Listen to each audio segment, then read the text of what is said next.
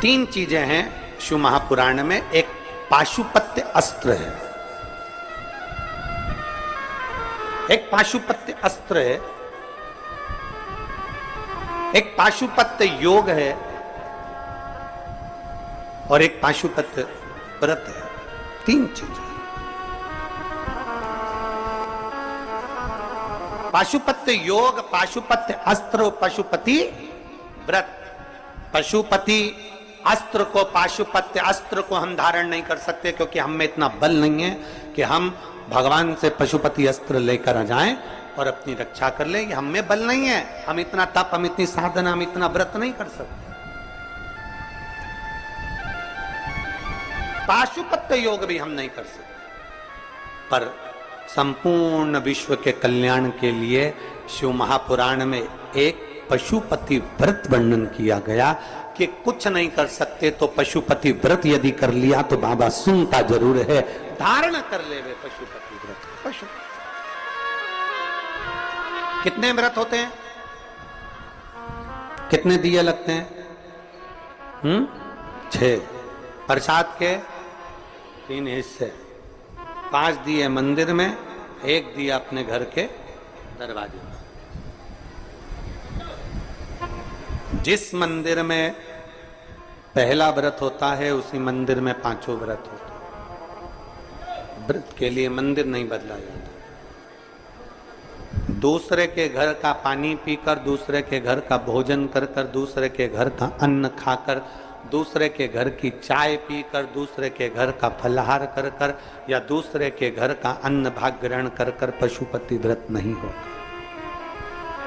जिस दिन आपका पशुपति व्रत है उस दिन अपने ही घर का भोजन, अपने ही घर का पानी, अपने ही घर की चाय, अपने ही घर का पूजन साहित्य, अपने ही घर की सारी सामग्री होना चाहिए।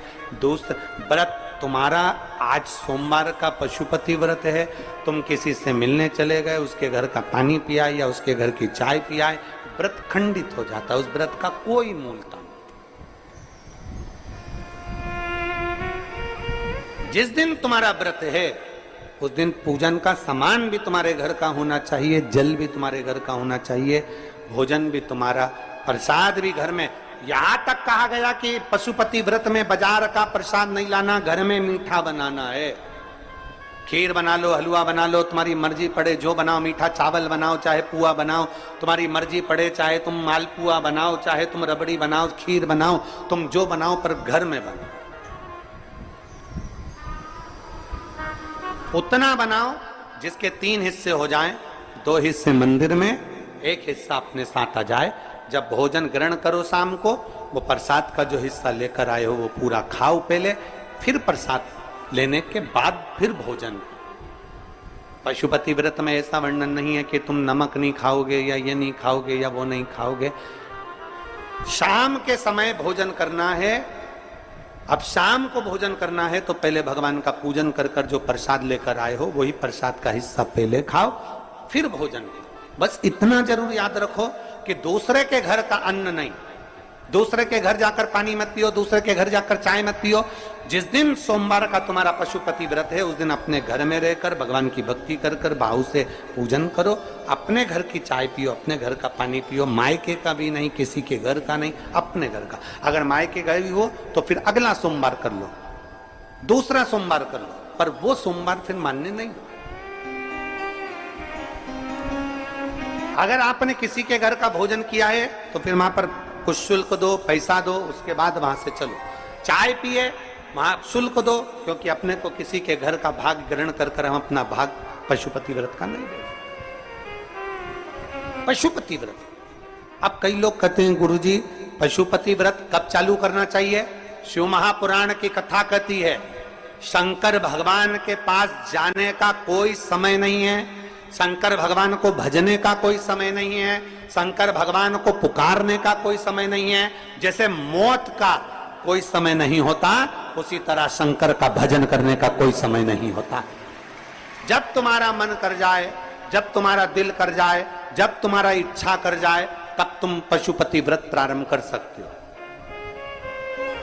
पर यदि आपका 16 सोमवार का व्रत है और साथ में पशुपति व्रत कर रहे हो तो वो स्वीकार नहीं होगा। तुम्हारी एकादशी सोमवार के दिन पड़ गई और तुम एकादशी का व्रत कर रहे हो और सोचो पशु कर लूं तो वो स्वीकार नहीं होगा। पशुपति व्रत केवल पशुपति व्रत ही रहे। पशुपति व्रत, कढ़ाई में जितना सामान बनाया तुमने, जितनी खीर बनाई, जितना सामान बनाया, पूरा की पूरा लेकर जाना। ये नहीं कि कढ़ाई में छोड़कर चली जाऊं, आधा बच्चों के लिए छोड़ जाती हूँ, आधे में से 3 हिस्से कर दूंगी ना। कढ़ाई में अगर छोड़कर चले गए तो प्रसाद के 2 हिस्से तो वहीं हो गए, क्योंकि बना तुम शिव जी के लिए रहे थे, बना तुम भगवान के लिए, हिस्सा नहीं छोड़ा। एक पत्र है,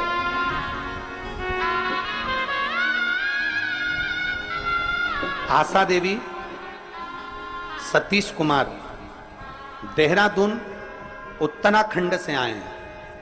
कहीं बैठी हो तो हाथ हिला सकती हैं। आशा देवी, सतीश कुमार, देहरादून उत्तराखंड से हम 2 बहनें आई। कहीं बैठी हैं? आप ही हैं, हाथ हिला दो। श्री शिवाय नमस्तुभ्यं। आ जाओ, बेलपत्र लेकर चले जाओ। उत्तराखंड देहरादून से आए हैं, कुबेरेश्वर धाम बाबा से मिलने के लिए आए और अपने मायके आए। मायका आप सभी का है। हर हर महादेव। मेरे बेटे राहुल कुमार जो 2020 से सरकारी नौकरी के लिए तैयारी कर रहा था, 2020 से उसकी नौकरी नहीं लग रही थी, वो आखिरी में हार गया और उसने कह दिया मम्मी अब मैं एग्जाम नहीं दूंगा, अब मैं कंपटीशन एग्जाम में नहीं बैठूंगा। तब मैंने अपने बेटे से कहा कि क्यों हिम्मत हारता है, थोड़ी मेहनत और ज्यादा कर और बाबा पर भरोसा रख। वो सियोर वाला महाराज कहता है कि भरोसा कभी टूटता नहीं है अगर शिव पर करा है तो। सियोर वाले गुरुजी कहते हैं कि 1 लोटा जल चढ़ाया कर। वो सियोर वाला गुरुजी कहता है कि 1 लोटा जल महादेव को चढ़ा। फिर मेरी बहन ने कहा कि तुम्हारे बेटे से कहो कि पशुपतिनाथ का व्रत कर, और मेरे बेटे ने मेरे कहने पर पशुपतिनाथ का व्रत किया। गुरुदेव, जब मेरे बेटे ने एक बार व्रत किया तब उसका कार्य नहीं हुआ, तब उसने फिर मुझसे कहा मां मेरा तो इंटरव्यू क्लियर नहीं हुआ। फिर मैंने बेटे से कहा कि तू फिर पशुपति व्रत कर और अब की बार प्रसाद तू बना।